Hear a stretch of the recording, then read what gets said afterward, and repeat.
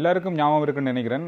இந்த மாதம் ஏப்ரல் மாதம் 1ஆம் 2ஆம் தேதி இந்த நாட்களில் தான் டாலருடைய பெறுமதி 300லேருந்து 200க்குள்ளே வந்தது.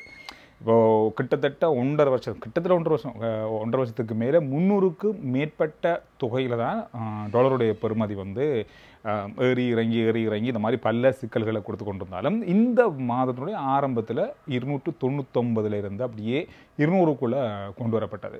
எல்லாருமே சொன்னது, ஏன் ஜனாதிபதியினுடைய ஒரு உரையில் கூட சொல்லியிருந்தார் 280 ரூபா வரைக்கும் போகும் இந்த டாலருடைய பெறுமதி. ஏன் சில அமைச்சர்கள் சொல்லியிருந்தாங்க 255 ரூபா 260 ரூபா வரைக்கும் போகும் இந்த டாலருடைய பெறுமதி அப்படின்னு சொல்லியிருந்தாங்க.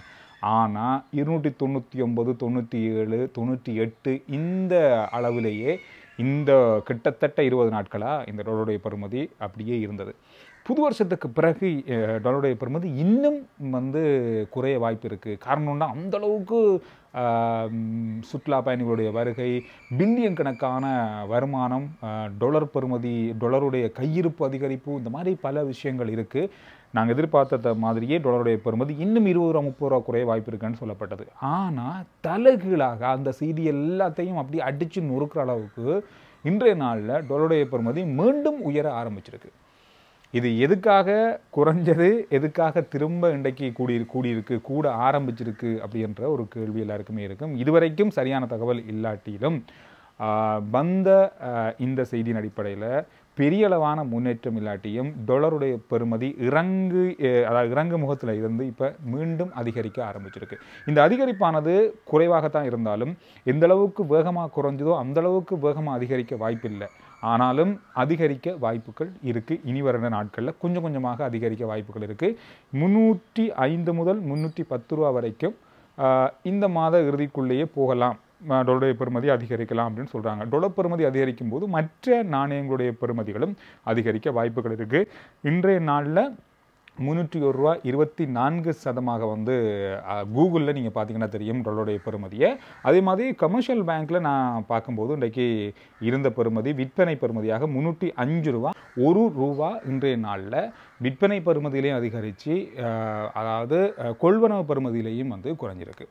1 ரூபா அதிகரிப்பை இன்றைய நாளில் பார்க்கக்கூடியதாக இருக்குது. இந்த பெறுமதி அதிகரிப்பு அப்படின்றது நாளைக்கு வெள்ளிக்கிழமை கொஞ்சம் இருக்க வாய்ப்பு இருக்குது, இன்னும் கொஞ்சம் அதிகரிக்க வாய்ப்பு இருக்குது. திங்கட்கிழமையிலிருந்து அவதானிக்கக்கூடியதாக இருக்கும் அப்படின்னு சொல்கிறாங்க. டாலருடைய பெறுமதியில் மாற்றங்களை நாங்கள் பார்க்கலாம். இந்த செய்தி இன்றைய நாளில் பார்க்கக்கூடிய ஒரு அதிகமான நம்ம வீடியோ பார்க்குறவங்க இந்த டாலர் பெறுமதி, வெளிநாட்டு நாணயங்களுடைய பெறுமதி பற்றி கேட்பீங்க. அவங்களுக்காக தான் இந்த செய்தி. ரைட்.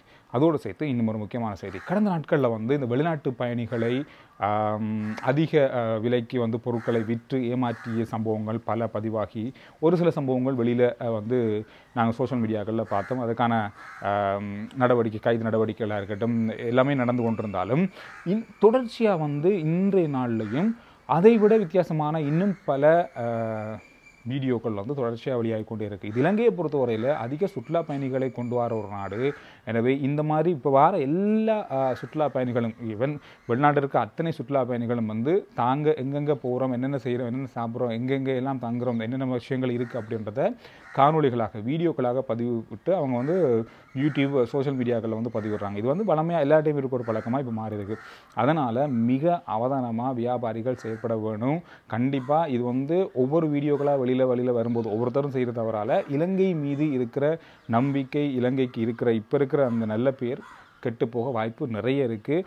சோஷியல் மீடியான்றது மிகப்பெரிய அளவில் மக்களை வந்து ஈர்த்திருக்கிற ஒரு மீடியா. இது வந்து ஒரு சின்ன விஷயமா இருந்தாலும், நாம் பேசுகிற ஒரு விஷயமா இருந்தாலும், நாம் செய்கிற ஒரு விஷயமா இருந்தாலும் அது நாட்டை பாதிக்கக்கூடிய அல்லது அந்த சமூகத்தை பாதிக்கக்கூடிய வகையில் அமையக்கூடிய வாய்ப்புகள் நிறைய இருக்குது. எனவே ஒவ்வொரு வியாபாரிகளும் வந்து நம்ம உள்நாட்டில் என்ன விலைக்கு விற்கிறோமோ அதே விலைக்கு விற்கக்கூடிய சந்தர்ப்பத்தை உருவாக்கணும். இது கண்டிப்பாக வரும் நாட்களில் இதற்கு வித்தியாசமான தண்டனைகள், வித்தியாசமான செயற்பாடுகள் எல்லாம் நடக்க வாய்ப்புகள் இருக்குது. மிக அவதானமாக இருங்க. இந்த விஷயங்களும் இன்றைய நாளிலையும் அதிகமாக சமூக வலைதளங்களில் பேசுகின்ற ஒரு விஷயமாக மாறியிருக்கு.